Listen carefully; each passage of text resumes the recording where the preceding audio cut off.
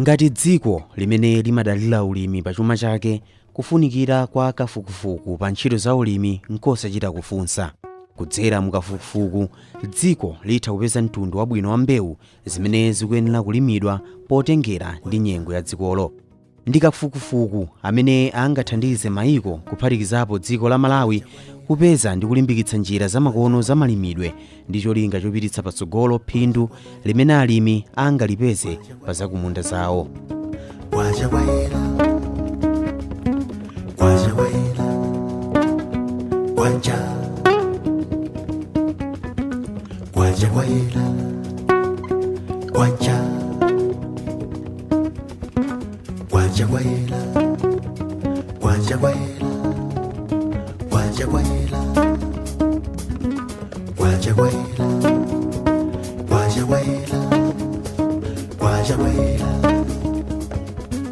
Ngati mukumbukira bwino m'mbuyomu tinakupatsirani njira zina zimene alimi ena akugwiritsa ntchito polimbana ndi vuto la mbozi zooneka ngati nchembere ndonda m'boma la Salima. Alimiwa amagwiritsa ntchito tizirombo timene akutitchula kuti abwenzi a alimi monga nyerere ndi zina pa ntchito yolimbana ndi mbozizo. Njira zonsezi zinapezeka kudzera mu kafukufuku amene mothandizidwa ndi alangizi alimiwa amapanga m'minda yawo.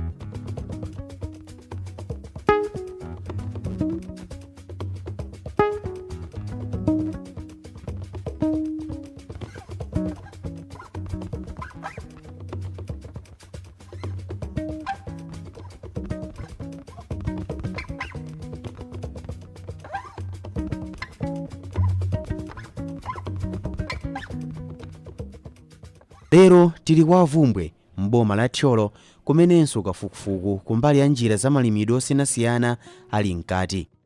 Kodi mukudziwa inu kuti mlimi atha kupeza phindu lochuluka pamalo ochepa pobzala mbewu osayika mizere m'munda? Mbewu yodzala panzera timayisaukitsa kwambiri. Awa ndi a Henry Maliri amene kwa nthawi yayitali akhala kuchita kafukufuku ofuna kupeza mtundu oyenera wa malimidwe umene ungabweretse phindu lochuluka kwa alimi. Iwowa akhalanso akupanga kafukufuku ofuna kupeza phindu limene alimi m'dziko muno angalipeze kudzera mu ulimi wa mleranthaka. Mukuyankhula kwawo iwowa akutsindika kuti chuma ndithu chili mu nthaka kudzera mu ulimi.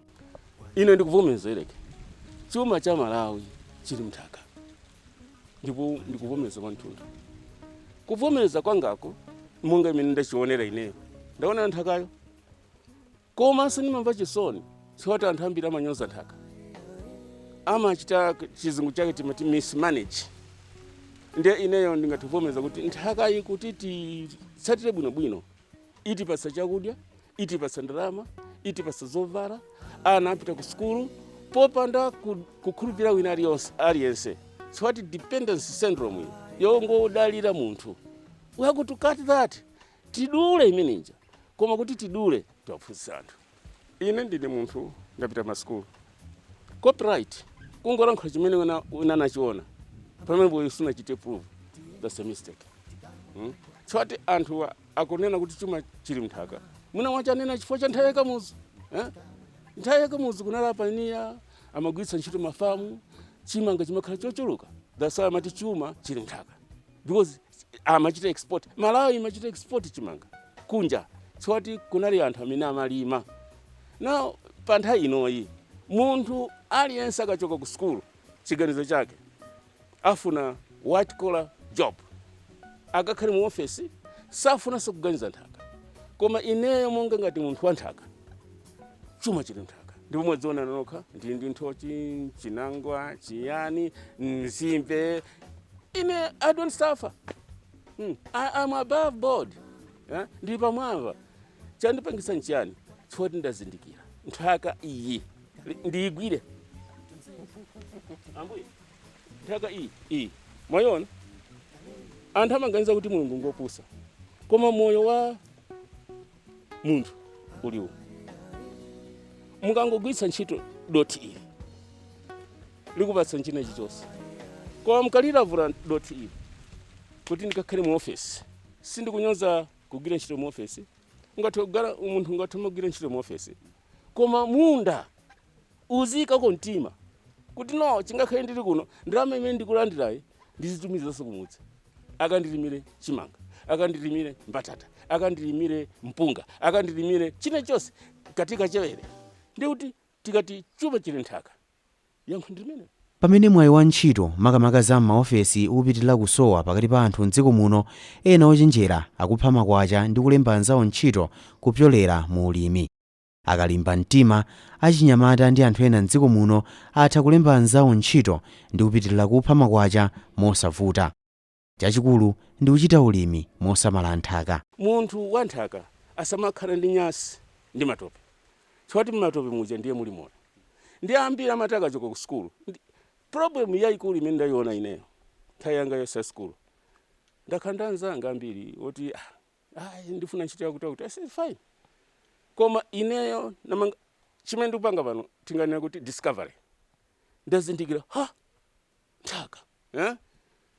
Ndapita ku Zimbabwe ndaphunzitsidwa za flat planting. Ndapita malo osiyanasiyana kumaphunzira kwa anthu. Ndakuuza Eric kuti munthu siwophunzira. Kwa munthu azikhala ndi njala kuphunzira chinthu chimene wina akuchidziwa. That means inu mumachita izi ntchitozi kuti TV. Inenso ndikadala kala kandiphunzire. Choti ine singatondika pa kamera. Kuti mujambiro amalire ndijabula bwanji. Koma ndiphunzire muchite choncho chimodzimodzinso za ulimi. Munthu zivita kodi mbatata izi yakhala choncho bwanji. Unachita choncho ne. Now iwe ngati ukhala ndi chidwi ukone zije ndaphunzira zija ndikachite. Ndiye mbali imene ya anthu kukonda ntchito za zimene za mu office sikutakulakwa ndi mmene iwo amaganizira mutu. That's why leroro munthu angathumana ndi 50,000 kwacha 60,000 kwacha koma every month amakhala njala. Zinthu zongogula nthawi zonse singathe kukwanira. Kwa munthu wanzeru no ndalama imene ndalandira nthaka. Amayi tandilimira munda. Mwatumwa kuti uje ni 1 acre yokha which is 70 by 70 4,900 square meters. Mungatokolera 72 bags ya chimanga. Munthu wa business amaina upita kumene kuli anthu. Ma customers. Kuti ndana amene ngatugula zinthu zanga. Go there upite. Komanso chinthu chimene upite nacho chikhale chooneka bwino m'maso mwako mwa anthu. Ndiye kuti anthu asinthe. Let's go there. Tiwapeze. Ndiye nchifukwa ndikutia challenge nekuti let's find tipeze mudzi. Mbali imene anthu amakhala ndi njala nthawi zonse. Choti ndikufufuza. Kodi anthu amene titawuza. Titaphunzitsa zimene tikulankhula pano. Kodi zingathokala bwanji. Ndizoona kuti taphunzitsa achita. Choti anthu ambiri kuno kwathu ku Malawi amafuna aphunzire kwambiri. Maseminars ambiri. You know that. Anthu apita maseminars abwino kwambiri koma application palibe. Anangotenga pa allowance awo koma kuti akachite chinthu chimene anapitira ku seminar kucho kuti akaphunzitsa anthu ena asiya. Choti ndanakale kuti interest ya kuno kwathu ku Malawi is money, not money. Si munthu koma ndalama. Now ndikuuze kama wina kache finances follow ntchito. Ntchito ukamachita ntchito ndalama zimakutsatira. Yo labor ndalama imatsatira. Nchifukwa Mulungu ananena kuti wasagwira ntchito ya Satani asadye. Ndiye ineyo monga ngati mbali yanga kuti anthu athandizike tipite kwa iwo. Tifufuze kodi chikuvuta ndi chiyani. Komanso nthaka yawo ndi yotani. Timachita jeni timayeza nthaka. Kuti kodi nthaka ndi yabwino yamoyo kodi tingatayipangisa bwanji kuti ikhale yamoyo. Timatenga maboto chanja ndi mbali ina imeneyo. Kuti anthu ajaze nthaka yathu inali yakufa. Nanga tiyichisa bwanji titere. Ndiye palibe munthu inu ndine tapita ku school. 2 times 2 is equal to 4 sitimanzira. Koma tapita ku school mphunzitsi amene amaiza 2 times 4 uja anatiuza 2 times 2 4. Tatenga ni matsekera 1 2 3 4 ife tikuphunzira. Koma tinabadwa osadziwa 2 times 2 is equal to 4. Ndiye tinapezana ndi munthu amene amadziwa kuphunzitsa.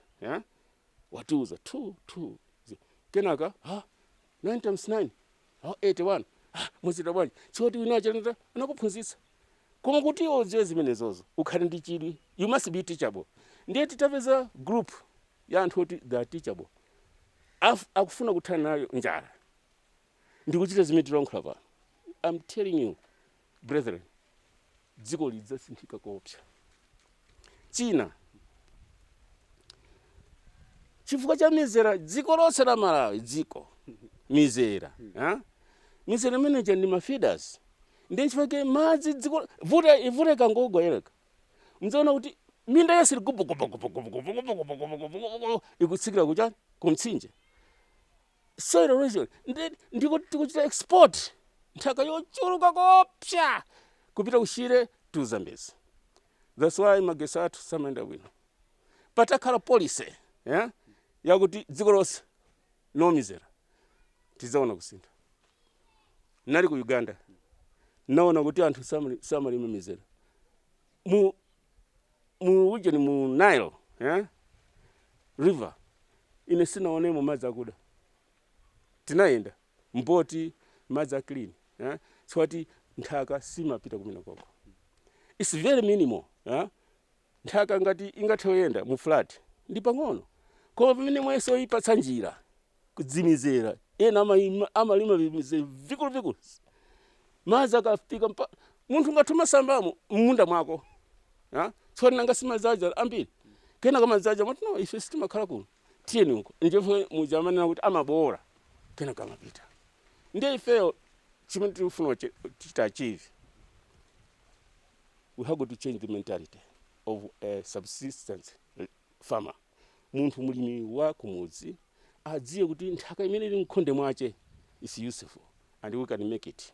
Mtundu wa malimidwe umene amalire akukamba apo ukuoneka wachilendo ndithu kwa anthu ambiri, koma iwowa akutemetsa nkhwangwa pomwala ponena kuti ambiri mdziko muno akutaya phindu pochita ulimi mwachizolowezi monga momwe makolo awo ankachitira. Tikati flat ndiye kuti timagwetsa mizere yonse mundamo mukhale ngati bwalo la ndege tikakumba mapando ndiye kuti sano vula ija kamabwera ndiye kuti nthaka yako ikuyamwa madzi oyamba. Siwati nthaka imafunika kuti ikhale ndi chinyezi chokwanira musa chimene mukudzala kuchisana tani chisana mere mukhale chinyezi ndiye chifukwa flat planting nanga sitamwa kale madzi tikadzala chimanga ndi chine chonse madzala chimamera bwino.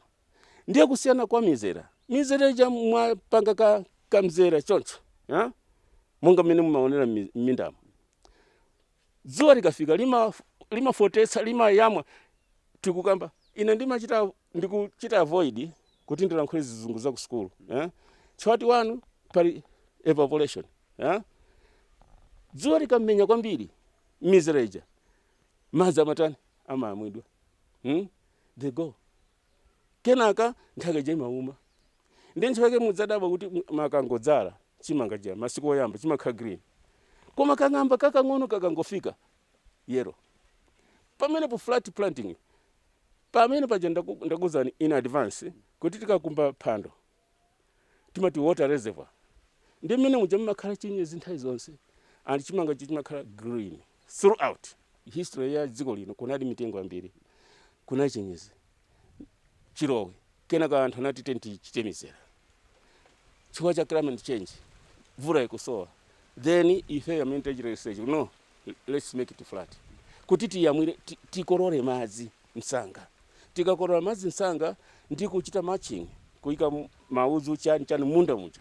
Chifukwa mukaika matching munda muja mauzu samamera. Koma at the same time chifukwa nanga si we are talking about soil conservation tifuna kuti nthaka ija ichire ndizi yataika munda muja zikaorerana. It's just like you are in a forest. Mwaziona kale zirombo zija zikuyenda zili ndi ufulu koma pamene mwango panga munda wina uliwonse kanthaka kauma baked ndi dzuwa chirombo chine chonse microorganism imafa then maruza chine chonse nyongolosi sizimakhalamonso. Pamene flat planting nyongolosi zimayenda menemo kukupangirani mauna breathing spaces oxygen akuyenda bwinobwino kenaka zakudya zonse za chimene mwadzala zimachita bwino. mbewu yodzala panzera timayisaukitsa kwambiri, ndipo akanakhala munthu akamalira soti monga chimanga mizi yake imakhala ndi radius kapena kuti radius yabwino yotere mkakazula chimanga china chonse mkaona kuti mizi ija yazungulira choncho. Now ngati mudzala panzera umu nanga simwachita choncho mwadzala apa mizi ina imakhala exposed kudzuwa, ndiye kuyamwa chakudya chake chimanga chija nanga chakudya chake si madzi, ndi madzi asowa, kusiyana kwake nkokuti chimanga chija sichimachita bwino. Ndipo pali pano ndifuna kuchita challenge Eric, make an observation, muzifufuza m'mindamu mudzaona kuti munda wina wonse mukadzaona kuti mphesi take tili choncho sana kolole. Komanso mudzaona kuti mukamayenda uona kuti muli yero, ndi kuti yero uja chiwati photosynthesis dzuwa limene limapangisa green madzi asowa, then china chasoweka. Ndiye kusiyana kwache kwa flat planting. Flat planting muja pasipa pamakhala chinyunzi champhamvu, komanso greenish photosynthesis imayenda bwino, and chifukwa chimenechi life moyo wa chinthu chimene mwadzala chimakhala champhamvu, and kukolola kwake kumakhala kwa mphamvu, and you are going to see this. Tsopano munda tili muno muli mitengo ndithu ya pichesi, koma poyamba paja amalira atiuza kuti kuchita ulimi ndikumapanga mizere. Mulimi sangapeze phindu lochuluka limene akuyeneka ulipeza, chifukwa mwazina madzi amatha kukokolola chimanga chimenechi, komanso misisi simapita pansi kwambiri. Pano ndi ndi amaliri tatitsimikizireni kuti ulimi umene muuchitawo ukhozadi kupindulira dziko la Malawi komanso kuthetseratu njala imene madera akumidzi akhala kumana nayo. Kwene ine ndifuna kuyamba history ya dziko lino. Kale kunali mitengo yambiri, mitengo imene yoyo imapangisa kuti mvula ichuluke, ndipo dziko lino makhala ndi chilowe. Ndiye ulimi umakhala ndi kuganiza kuti ngati madzi achuluka titani. Ndi nthawi imene anthu anamva, anthu azungu amene amachita za ulimi anati takwezani nthakayi kuti mpweya wa moyo oxygen azilowa mmenemo. And dziko litsano lasintha taliwononga, tadula mitengo china chilichonse. Pali pano tikulankhula za climate change pamene pomuoni sana. Ndiye climate change ija mvula ikungobwera mwaka nthawi yadula. Ineyo ngati researcher ofufuza zinthu pamalo panga pano ndimatinka kuti kodi munthu wakumudzi tingachita naye bwanji. Ndiye kuona kuti akulima mizera choti minda ili ndi mbali zosiyana-siyana, ena minda yawo ndiyo tsika, ena choncho. Ndiye ndikamayenda m'minda ya wanthu udzaona kuti nthaka iyayenda choncho, upenyanso mizera yonse ikuyenda so choncho. Ndiye tikafika pa irrigation amene aja timati feeders, mvula ikabwera madzi amadzala mmene muja mkati mkhwawa, ndiye madzi aja amathamanga, ndiye ndikukokolola pamodzi ndi chani ndi nthaka. Chimenechi tifuna kuti chilekeke. Ndiye kuti chimanga je chikhale bwino pafunika tigwetse mizera pakhale flat. Chiwati pa flat mvula ikamabwera ija umangolandira madzi alibe mphamvu yakuti angathukumana ndi kuyenda. Timakololatu madzi pa nthaka paja tikakumba pomwepo munda mmwe tikakumba mphando, anti tikakumba phando limeneja mvula yoyamba madzi amadzala mmene muja. Mvula yachiwiri ndiye kuti pamakhala chinyezi, then pamene mudzayamba kudzala mvula yodzalira ija malo aja ali nthaka kale ndikuje ndi madzi kale. Ndiye nchifukwa mwaona mphesi za chimanga zimakhala zamphamvu. Ndiye mpaka namachita kunena kuti mukuchallenge ndithu kuti akhoza kupitisani kumudzulu wonse wovutikisisa wanjala umene. Komatu Ereka wandikhudza mtima wanga. Uteko ndimakhala njala kuti boma litangoti tapitana kwa malire. Ndifuna kulankhula this challenge ndi yayikulu. funa kupita kumalo kumene anthu amati amakhala njala. Taking there. Tiwaphunzitsa anthu. 1 year, a minister of agriculture. Azapitako. Chachitika nchiyani? Chiwati taphunzitsa anthu. Ineyo ndifuna kuwuzani Eric. My authority is muchimanga, soya, groundnuts, ndi china chonse chimene tingathe kudzala. Nthochi, mizimbe, ndizo zotere chiwati ndikuganiza ni munthu wanjala wakumudzi. Andi china chache chimene ndachionapo as a researcher, Malawi kwathu akufa chiwati anthu they're not people conscious. Some ika munthu pantima pawo, but money conscious. And this is killing the nation. Ndiye ife tifuna kufikamu kuti timu yang'ane kaye munthu. Kodi kuti adye mkaka ndi uchi titani. Ndiye ma steps yake ndi amenewo. Pang'ono timphunzitse, tipange follow up, kodi zikuyenda bwanji, mpaka na ife titaona kuti yes, we have achieved something. Pamene zinthu kuphatikizapo njira za malimidwe zikupitirira kusintha pa dziko lonse lapansi, alimi nawo akuyenera kuchita zinthu malingana ndi mmene zinthu zikuyendera. Alimi akufunsidwa kuti akhale chindunji ndi mtundu wa ulimi umene akufuna, kupatira kuchita kafukufuku ndi kudziwa pafupifupi chilichonse chokhudza mtundu wa ulimiwo. Kenaka aonetsetse kuti pamene zinthu zikusintha, nawo akusintha machitidwe a zinthu zawo. Njira zakale ndi zabwino, koma njira zatsopano komanso zamtsogolo nazo ndi zabwinonso, makamaka pamene zikutsogozedwa ndi kafukufuku.